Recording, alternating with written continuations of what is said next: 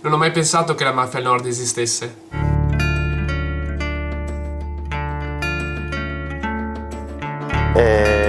Oggi noi non diciamo novità se diciamo che non parliamo più di infiltrazioni mafiose nel nord, ma parliamo di insediamenti mafiosi nel nord. Quando si parlava della trattativa Stato-mafia 20 anni fa sembrava una bestemmia, oggi invece la trattativa Stato-mafia è una cosa che è suggellata dalle inchieste. Non dobbiamo seguire il sangue per dire c'è la mafia, dobbiamo seguire i soldi.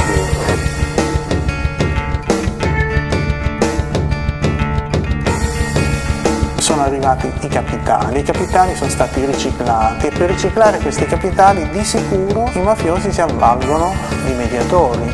Quasi sempre sono locali, cioè sono mediatori veneti. In Veneto abbiamo presenze certificate, documentate di casalesi, di 'ndranghettisti e di affiliati a Cosa Nostra. Ciò significa che abbiamo la presenza di tutte le mafie anche qui.